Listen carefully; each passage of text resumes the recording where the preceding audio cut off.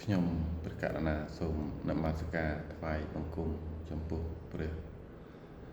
រតនត្រ័យមានព្រះពុទ្ធព្រះធម៌ព្រះសង្ឃ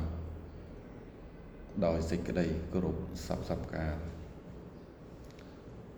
សូមជម្រាបសួរបងប្អូនជនរួមជាតិទាំងក្នុងនិងក្រៅប្រទេសបាទថ្ងៃនេះយើងចូលមកអាននៅ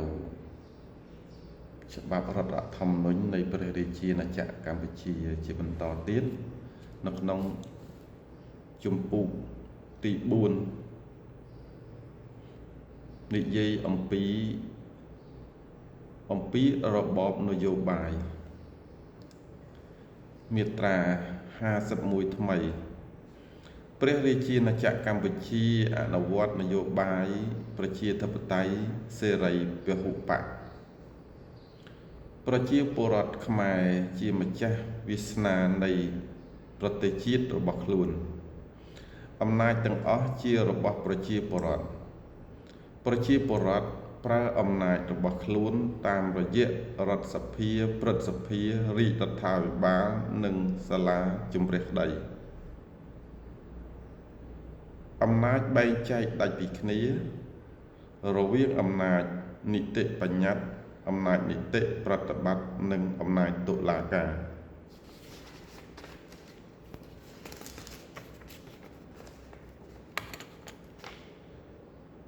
មាត្រា52រាជរដ្ឋាភិបាលកម្ពុជាបដិញ្ញារក្សាការពារឯករាជ្យអធិបតេយ្យបូរណភាពទឹកដីនៃព្រះរាជាណាចក្រកម្ពុជាអនុវត្តនយោបាយបង្រួបបង្រួមជាតិដើម្បីការពារឯកភាពជាតិរក្សាការពារទំនៀមទម្លាប់និងប្រពៃណីដ៏ល្អរបស់ជាតិរាជរដ្ឋាភិបាលកម្ពុជាត្រូវការពារនិច្ចានុគោលភាពធានាសណ្ដាប់ធ្នាប់និងសន្តិសុខសាធារណៈរដ្ឋយកចិត្តទុកដាក់ជាអាទិភាពចំពោះជីវភាពរស់នៅនិងសុខុមាលភាពរបស់ប្រជាពលរដ្ឋមាត្រា53ព្រះរាជាណាចក្រកម្ពុជាប្រកាន់ខ្ជាប់ជានិច្ចនៅនយោបាយអព្យាក្រឹតអចិន្ត្រៃយ៍និងមិនចូលបក្សសម្ព័ន្ធព្រះរាជាណាចក្រកម្ពុជារួមរស់ដោយសន្តិសហវិជ្ជមានជាមួយប្រទេសជិតខាងនិងប្រទេសដទៃទៀតទាំងអស់នៅលើសកលលោកព្រះរាជាណាចក្រកម្ពុជាមិនឈ្លានពានប្រទេសណាដាច់ខាតមិនជ្រៀតជ្រែកកិច្ចការផ្ទៃក្នុងនៃប្រទេសដទៃដោយផ្ទាល់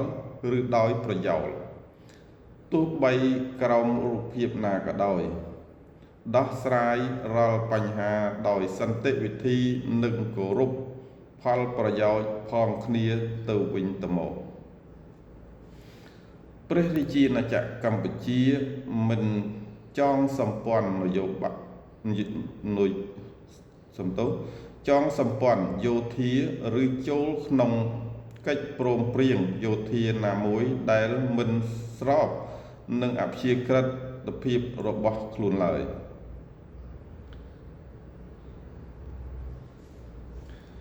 ព្រះរាជាណាចក្រកម្ពុជាមិនអនុញ្ញាតឲ្យមានមូលដ្ឋានយោធាបរទេសនៅលើទឹកដីរបស់ខ្លួនហើយក៏មិនអនុញ្ញាតឲ្យមានមូលដ្ឋានយោធារបស់ខ្លួននៅបរទេសដែរលើកលែងតែក្នុងក្របខ័ណ្ឌនៃសំណូមពររបស់អង្គការសហប្រជាជាតិព្រះរាជាណាចក្រកម្ពុជារក្សាសិទ្ធិទទួលយកជំនួយបរទេសជាសម្ភារៈយោធាអាវុធគ្រាប់រំសេវការហ្វឹកហ្វឺនកងកម្លាំងប្រដាប់អាវុធនិងជំនួយផ្សេងទៀតដើម្បីការពារខ្លួននិងធានាសណ្ដាប់ធ្នាប់និងសន្តិសុខសាធារណៈនៅក្នុងផ្ទៃប្រទេស ។ មាត្រា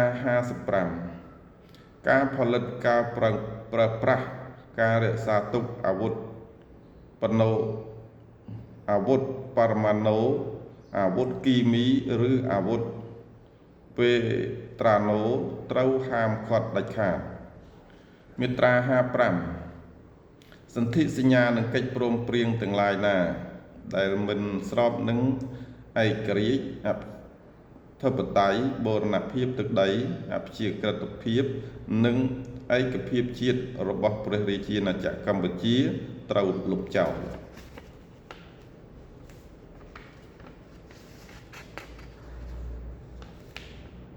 បាទហើយចំពោះទី4ដែលនិយាយអំពីនយោបាយចប់ប៉ុណ្ណេះឯងហើយបងប្អូនអាចស្រាវជ្រាវរៀនដោយខ្លួនឯងផងហើយអាចធ្វើការអានឬក៏ផ្សព្វផ្សាយតាម social media តាម TikTok ឬតាម Facebook បានព្រោះយើងត្រូវដឹងថាប្រជាពលរដ្ឋគ្រប់រូបត្រូវតែចេះដឹងរឿងនយោបាយតែនយោបាយមិនមែនសំដៅទៅលើបកទេនយោបាយគឺជាកិច្ចការដែលប្រជាពលរដ្ឋគ្រប់រូបមានកាតព្វកិច្ចយល់ដឹងដើម្បីកសាងប្រទេសជាតិព្រោះនយោបាយបើប្រជាពលរដ្ឋមិនចេះនយោបាយវាហាក់បីដូចជាកង្កែបរស់នៅក្នុងអណ្ដូងឬក៏គេហៅថាមនុស្សខ្វាក់ព្រោះមនុស្សខ្វាក់ឬកង្កែបនៅក្នុងអណ្ដូងនេះគឺមិនដឹងអ្វីទាំងអស់សូម្បីតែនៅក្នុងអណ្ដូងខ្លួនឯងឬក៏មនុស្សខ្វាក់មិនដឹងថាថ្ងៃរះពីខាងណាផងហើយក៏មិនដឹងថាថ្ងៃលិចនៅខាងណាទៀតដូច្នេះនយោបាយគឺជាតបកិច្ចរបស់ប្រជាពលរដ្ឋត្រូវយល់ដឹងត្រូវចេះដឹងត្រូវស្វែងរកតាមប្រភពព្រោះការចេះដឹងនយោបាយធ្វើឲ្យប្រទេសជាតិមានស្ថិរភាពប្រទេសជាតិរីកចម្រើនការស្រាវជ្រាវប្រវត្តិសាស្ត្រការស្រាវជ្រាវភូមិសាស្ត្រគឺជា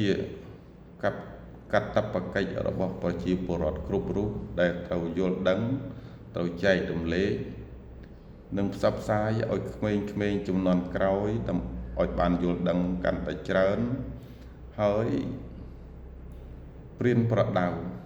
ក្រុមគ្រួសារបងប្អូនកូនចៅរបស់អស់លោកអ្នកក្នុងការរៀនសូត្រឲ្យបានជ្រៅជ្រះយល់ដឹងបានច្រើនមានចំណេះដឹងក្នុងការកសាងប្រទេសជាតិមិនថាជាអ្វីទេឲ្យតែយើងកសាងរួមគ្នាធ្វើការនោះប្រទេសជាតិនឹងបានរីកចម្រើនកាលណាយើងយល់ដឹងច្រើនប្រទេសជាតិរីកចម្រើនប្រជាពលរដ្ឋមានចំណេះដឹងនោះទៅប្រទេសជាតិអាចអភិវឌ្ឍទៅមុខបានដូច្នេះសូមយុវជនទាំងអស់ក្មេងៗទាំងអស់ជៀសវាងនៅការមើលទូរស័ព្ទឬលេងហ្គេមឬក៏ផឹកនៅគ្រឿងស្រវឹងដែលជាធ្វើឲ្យសង្គមជាតិដើរថយក្រោយកាលណាសង្គមជាតិដើរថយក្រោយលោកអ្នកបងប្អូនកូនចៅគ្មានជីវិតនៅលើទឹកដីរបស់ខ្លួនឡើយសូមបងប្អូនមេត្តាយល់ដឹងបាទសូមអរគុណ